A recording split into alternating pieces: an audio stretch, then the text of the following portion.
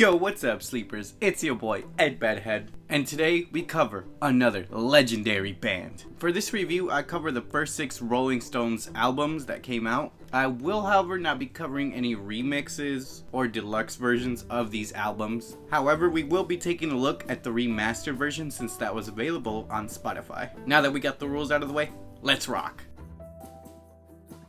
So on April 16, 1964, the UK would receive their very first Rolling Stones album. The album was named after the band, the Rolling Stones. Upon its release, it quickly became #1 in UK charts, staying on top of the charts for 12 weeks. The genre of this album can be defined as R&B/blues rock.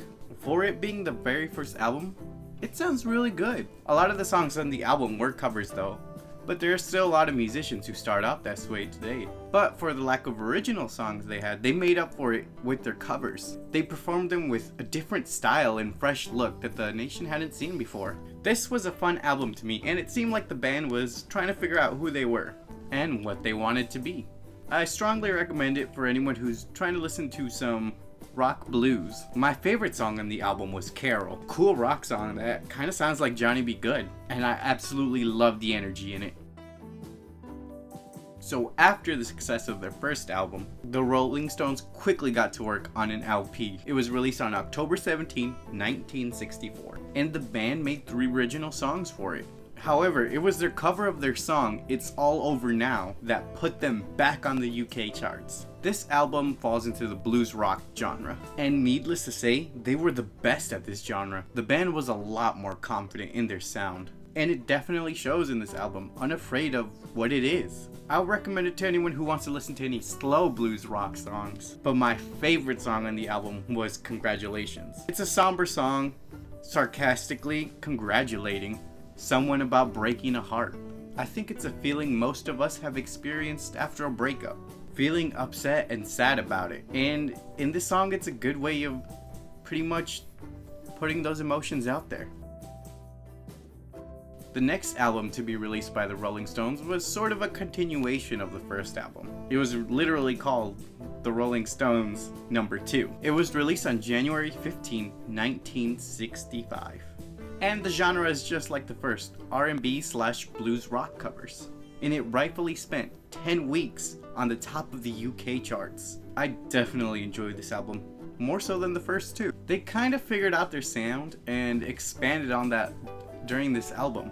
Therefore, I recommend it to anyone who wants to listen to a cleaned up version of their first album. My favorite song on this album was Under the Boardwalk. It can be interpreted as a love song or just an all-around feel-good song, and I love the happy feeling I get from it.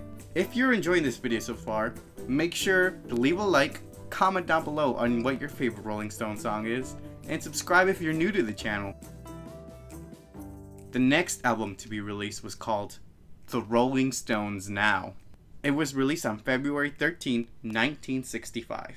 See, the Rolling Stones had figured out the R&B/blues rock genre so well that their covers reached 5th in American charts, paving their way to future success. Therefore, I recommend this album to anyone who wants a fun blues experience. I had never listened to the blues before, but the Rolling Stones make it so that I genuinely enjoy their cover versions of these songs. My favorite song on the album was Oh Baby. It's about being happy in a relationship and saying that they got a good thing going on, and essentially nothing can break that bond. And that's how I feel about my relationship. On July 30th, 1965, the Rolling Stones released their 4th American album, entitled Out of Our Heads. Ringo Starr from the Beatles helped contribute to this album, and if you haven't seen my review on the Beatles, make sure to check them out. The album reached #1 on American charts for the first time. The blues rock was sweeping America, and everyone was loving it. It was the last album to rely heavily on blues rock covers. Therefore, I recommend it to anyone wanting to listen to some of their greatest covers. They even had a hit single on this album. It was called I Can't Get No Satisfaction, which is also my favorite song on the album. It's so full of energy and it's just super catchy. I love the way the guitar sounds on this song.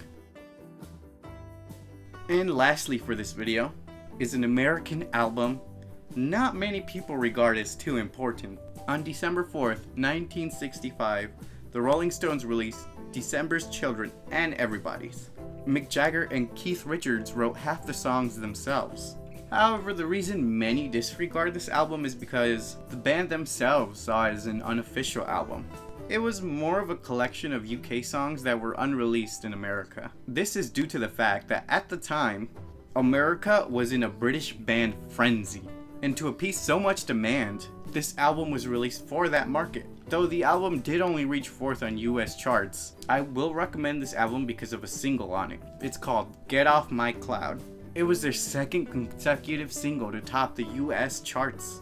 And it's just got that good energy I love from a Rolling Stones song. I can definitely see why America was so obsessed with it. So that's all I have for you guys today. Make sure to smash that like button, comment down below on what your favorite Rolling Stones song is, subscribe if you're new to the channel, and be on the lookout for my future videos on the Rolling Stones. That's all I have. Peace!